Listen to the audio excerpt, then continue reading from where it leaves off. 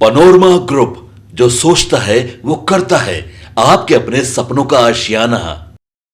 नमस्कार, मैं अंकित और आप देख रहे हैं सिटी पोस्ट लाइव। आज की बड़ी खबर बिहार की राजनीति और ग्रामीण लोकतंत्र से जुड़ी हुई है। जी हां, बिहार में साल 2026 में होने वाले पंचायत चुनाव इस बार कई बड़े बदलाव के साथ कराए जाएंगे। यह चुनाव न सिर्फ सीटों की संख्या के लिहाज से अहम है, बल्कि परिसीमन, आरक्षण, रोस्टर और तकनीक, तीनों मोर्चों पर नए प्रयोग देखने को मिलेंगे। जी हां, सबसे पहले बात करते हैं चुनाव के दायरे की। बिहार पंचायत चुनाव 2026 में राज्य भर में करीब 2,55,379 पदों के लिए मतदान होगा, यानी 2.5 लाख से ज़्यादा जनप्रतिनिधियों को चुनने का जिम्मा मतदाताओं के हाथों में होगा।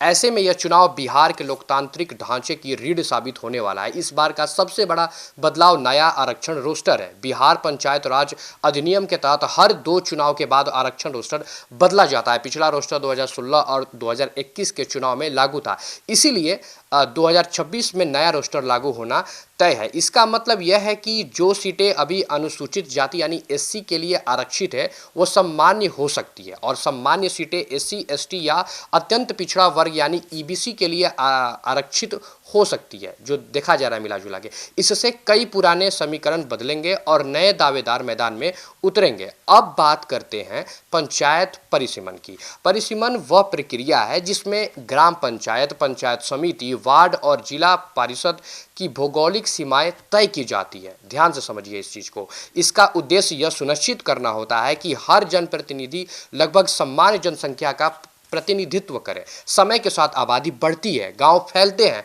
और कुछ ग्रामीण क्षेत्र शहरी निकायों में शामिल हो जाते हैं। ऐसे में परिसीमन बेहद जरूरी होता है। लेकिन बिहार में यह प्रक्रिया फिलहाल अटकी हुई है। वजह साफ है कि 2021 की जनगणना अब तक नहीं हुई है, जो एक बहुत ही अच्छी बात नहीं मानी जा रही है। अंतिम जनगणना 2011 में हुई थी और उसी आंकड़े के आधार पर अब परिसीमन करना पड़ेगा, जो लगभग 15 साल पुराना डेटा है।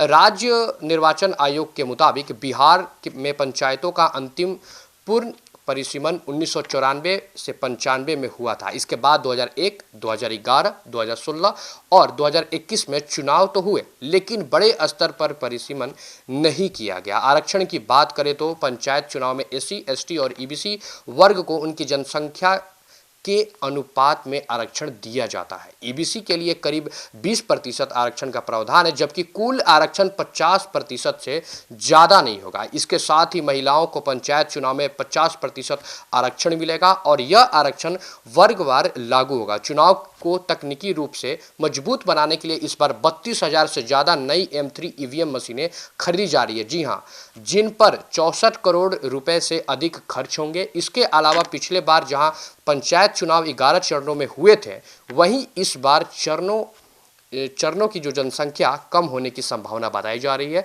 जिससे चुनाव प्रक्रिया तेज और अधिक प्रभावी होगा।